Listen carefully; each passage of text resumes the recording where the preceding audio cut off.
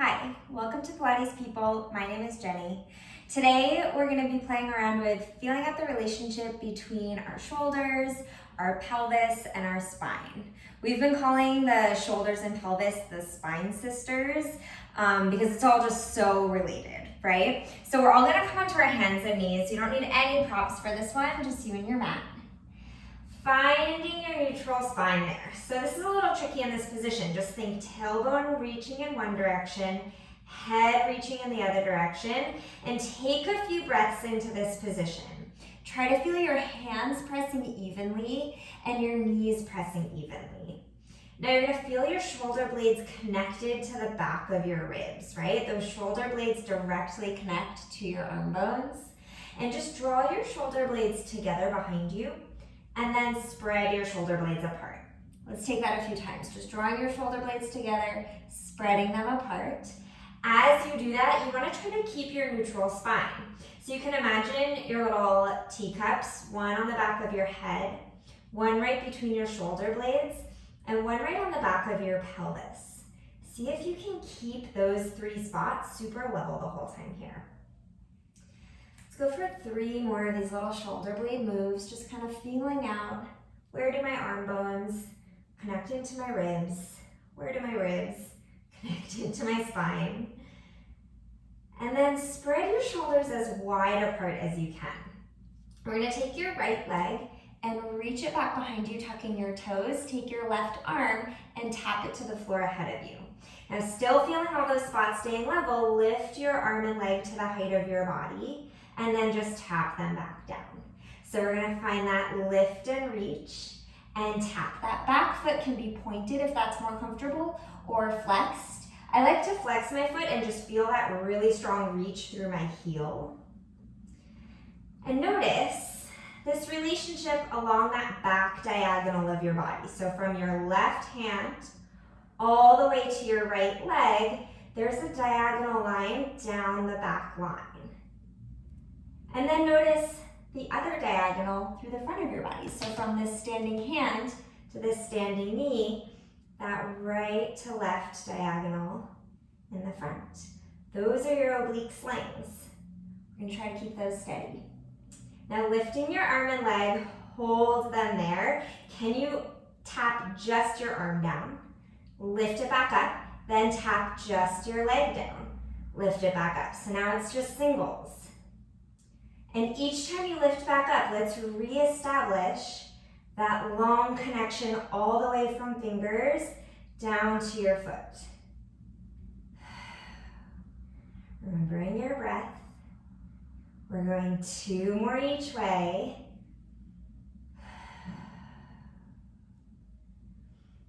One more each way here. And then hold in that long line, point your toes if they're not pointed already. I want you to try to keep this long line from your hand to your foot and see if you can tilt toward your hand a bit. So we're tilting on that diagonal, come back and tilt toward your foot a bit. So it's like that whole line of your body moves, right? The pivot point is your standing shoulder and your standing hip. It's super weird. And if you can even tap that foot down, that's great. If you can tap your hand down, that's great. But your hip and your shoulder are staying in that same relationship to your spine. We are taking 3 more like this. 2. Last one. Excellent. Finding level. Bring your hand and knee down. Just go into a cat-cow, rounding up and arching down. Give it a little release.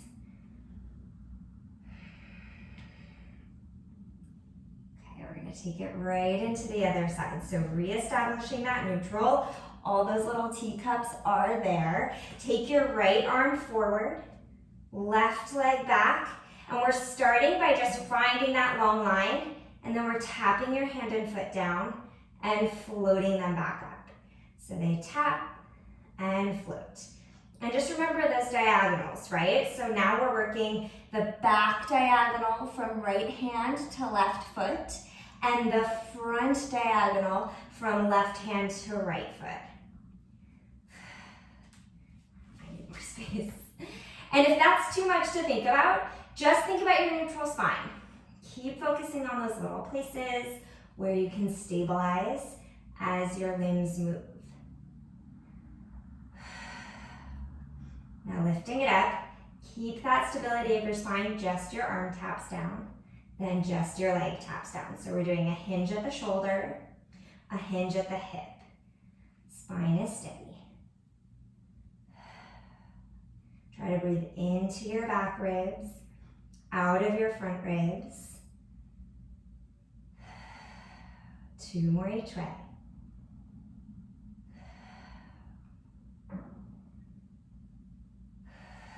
Okay, now lifting up. Now, taking away that hinge at your shoulder and hip, we're tilting. So tilt a little bit toward your hand, tilt a little bit toward your foot. Maybe you can tap that hand and foot down. Maybe you don't get all the way there. No big deal. I want you to find where you can control this motion. We're taking 3 more. And 2 more. Last one here. Finding level, bring your hand and knee down, go back into that cat-cow, rounding up and arching down. Exhale to scoop up. Inhale, arch it down. Breathing into your ribs. So now we're going to start to get into a little bit of mobility for the spine, still thinking about those spine sisters, right? So we're rounding up, pressing into your arms and legs to feel that rounded spine. Arching down, your arms and legs are still acting as stilts. Notice your shoulders. Can you pull back slightly with your arms? Open the fronts of your shoulders. We're taking just 3 more. So there's really some mobility happening in your hip joints and some mobility happening in your shoulders here. That should feel really good.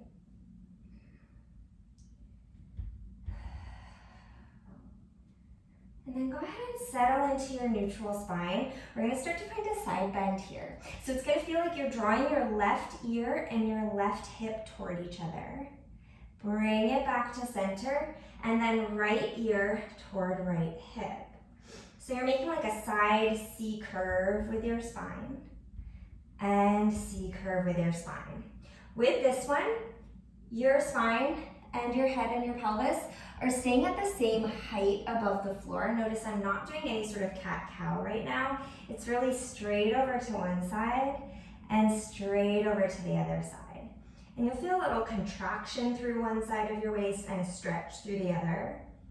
Same thing. Contraction through one side, stretch through the other.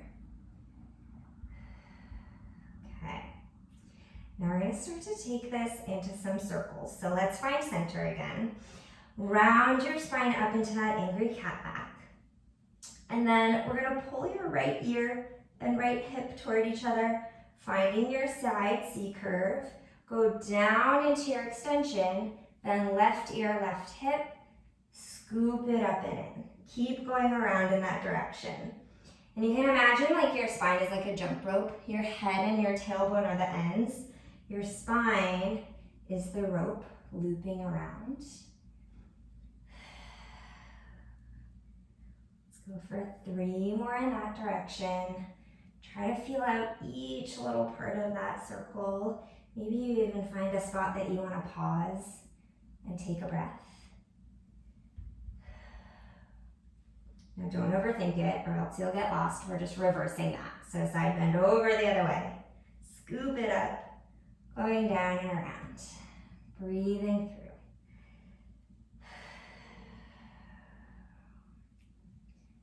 Let's go for 3 more, but if you're going at a different pace than me, just take it at your own pace. 2 more.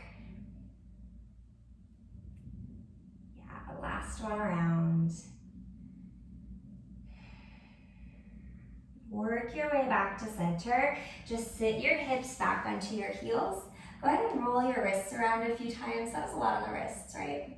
Just give it a little shake out. And then we're gonna interlace your fingers behind your back so your hands are clasped.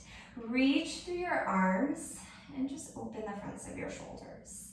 Yeah, think like knuckles reaching down toward the floor, chest reaching slightly toward the ceiling. And just tilt your head over to one side. We did a lot on the wrists and shoulders, so we're just giving it a little release. And then back to center, tilt to the other side. Hold, breathe.